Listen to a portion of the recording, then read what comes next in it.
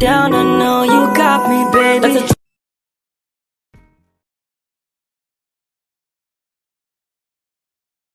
Ayan, hello guys. Good afternoon, good day. Pero dito sa amin ay hapon na. So, mukhang alam nyo po kung saan ako. At sa mga hindi nakakaalam, nandito po tayo sa VSM Farm, kung saan ay yung farm ng Kalingap to. And pupunta tayo kay Mama at Papa. And sakto, nakita natin na nandito sila Tita Edna. Pagdating ko kasi nandyan yung L3. Sabi ko, dito sila Tita. So, pupunta tayo sa kanila doon.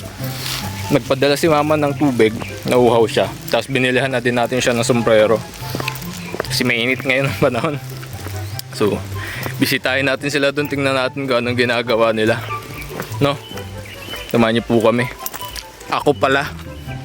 Pero kami na din kasi magkakasama kami doon pagdating ko. Let's go! Kainit-init ng panahon, naka-team Kalingap ako. Salamat po sa nag-sponsor ng jacket namin ng Kambal. Maging sa akin, no? Kaya, thank you po so much. And God bless you po. So ayan, punta na po tayo doon. Ito yung daan eh. Ito po yung mga tinanim namin saging. Kami po nagtanim niya. Naghukay, nagtanim kami po ang saan ang daan? Ito ba yun? Tama ba ako? Wait lang, wala. Nililigaw na ako guys. Feeling ko dito. Sana tama ako. Mahirap nang maligaw guys. Feeling ko dito yun. Di ako nagkakamali. Minsan na magkamali guys. Pero nakakatakot kapag naligaw ka sa ganitong lugar tapos di mo alam. Nakakatakot. Feeling ko may wrong turn. Tapos biglang may sasaksak sa akin tapos kakaranayin ako. Ito nga yun. Ito ba yun? Wait lang. Ang alam ko kasi may pinyahan dito dati. Ba't wala? Dapat may pinya. Ayan. O nga. Yan o, mga pinya. Oh, tama, ito yun. Ayun. Nakikita ko na guys. Si Mama sa si Tita Edna. Pareha sila naka-gray. Si Tito Val. Dito din.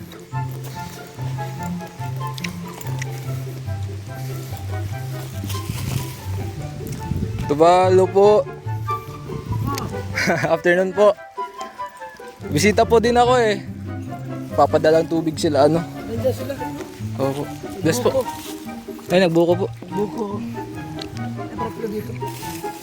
Sakto. Sarap ng buko niyan.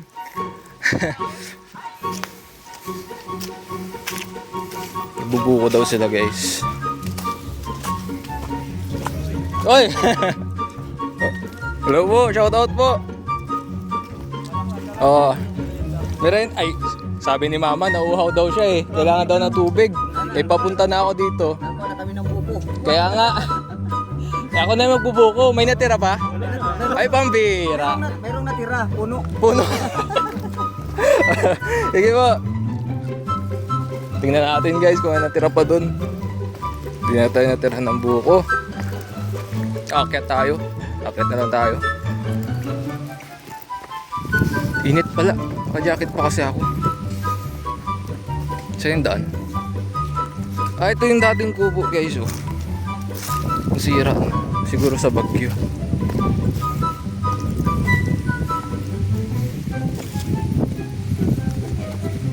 Yan sila Tita Edna guys. Tapos na? Nagbuko na? Wala sa ingkit. Sipong lang.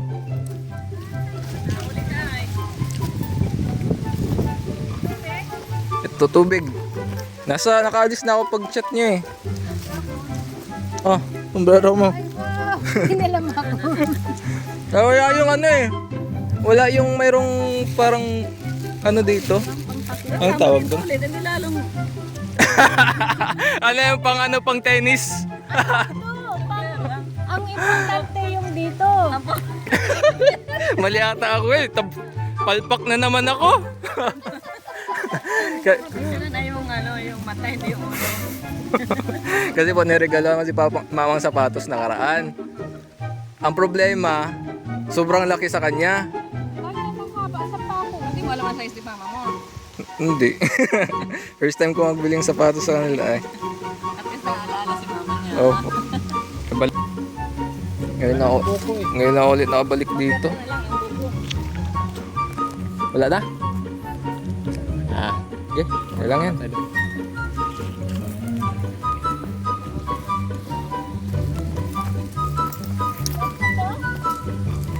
Kuya, ganyan lang yan. Para di maano sa ano. Thank you. Ano sa mata, sa mukha. Makapal naman buhok mo eh.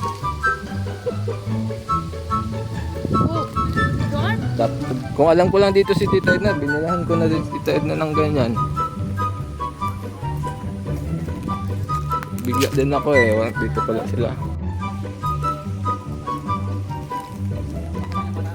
Ay, kayang-kayang pitasin oh. Galing, parang yung kayaba. Oo. Abot kamay. Guys, abot kamay ang ang bunga. Hindi na ako mahirapan. Kasi po yung last episode namin pinagbukas ako ni Inkit ng buko. Yung pala mas marunong pa siya sa akin, nakakaya. Nagmukha ko dong kawawa. Opo, galing nga si Inkit. May technique siya paano magbukas ng buko.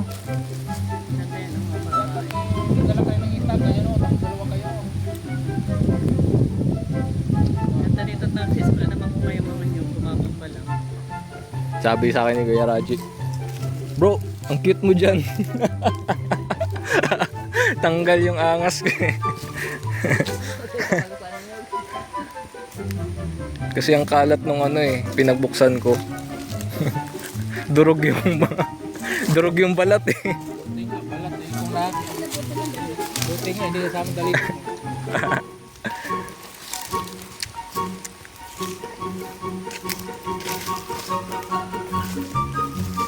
Nakakamiss dito guys.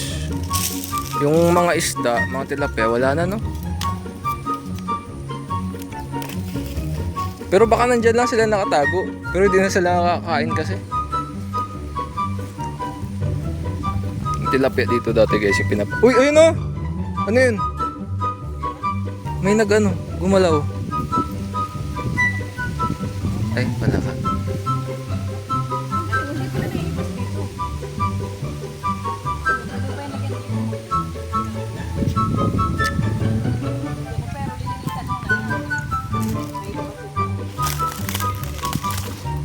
Hibas.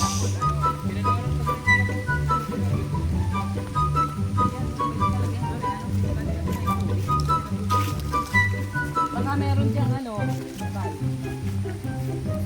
pag ganyan na hindi natutuyo, tubig may bukal niya.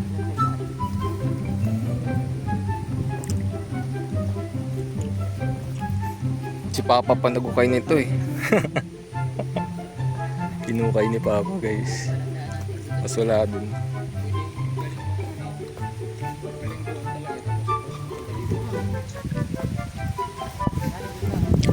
Yung kubo natin na wala na.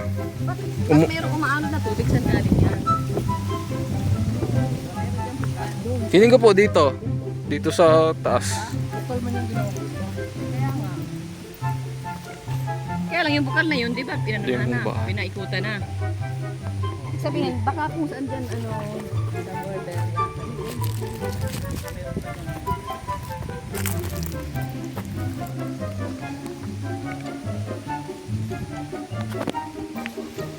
Ganito ang buhay sa bukid guys. Kahit sa damuhan pwede kang pwede kang humiga. Sarap ng kutsyon ni Kuya Bal.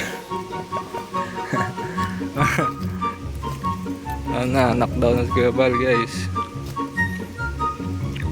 Yung maganda sa bukid, kahit damo pwedeng higaan. Ito yung sinasabi ko na ginawa namin. Ito. Yan. Ako gumawa niyan guys. Kunyari mga pato. No? Dati nag-overnight din kami dito. Pero ang dami ng kalat ah. Agoy.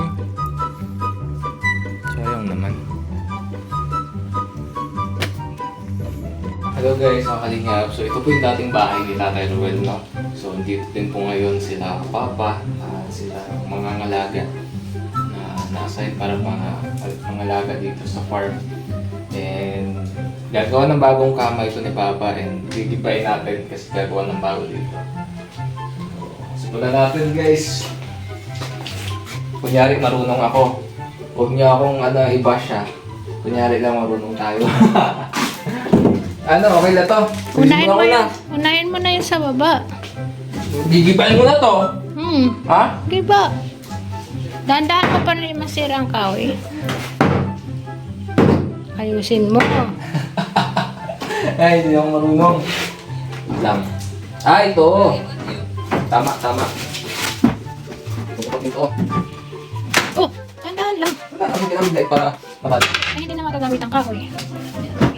Tuwan na rin sa loob, no? Sige na. Ang dami na ako pa ko. Sige na. Kaya unahin mo yung sa ibabaw. Ito oh. Yan. Hindi mo matatanggal yung sa ilalim hanggat di mo na. Oh, di ba? Guys, ingat na lang kasi tayo guys. Ang dami pa ako. Ayun. Ingat na ako pa ko. Malakas dito. Laoy. Yan.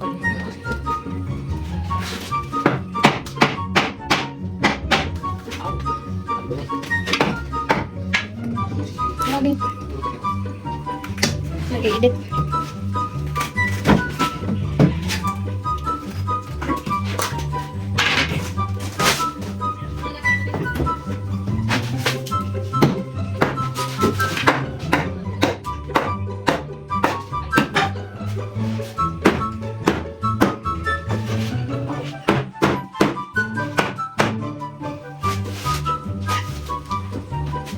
Sige ako makapagpasira yun.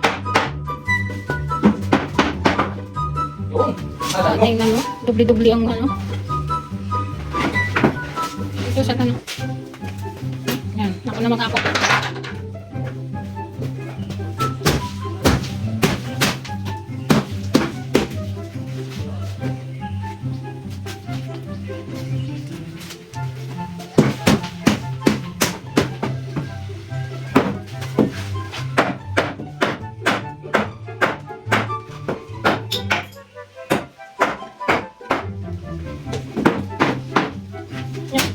Dapat yan mo nakatikal mo.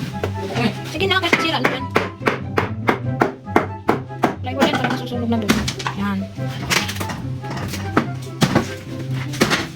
Okay mo kababa.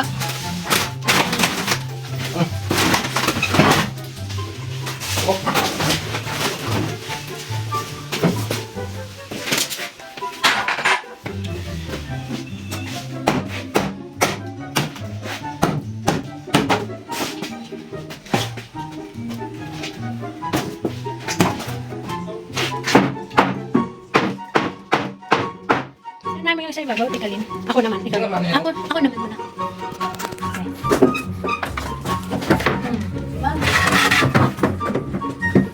Okay. Yun guys, pauwi na kami mga kalingap. Salamat po sa pagsama sa amin dito. And soon, meron pa tayong mga next upload dito sa farm. Sa VSM farm.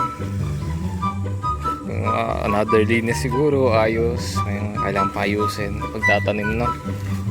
Okay. Let's go!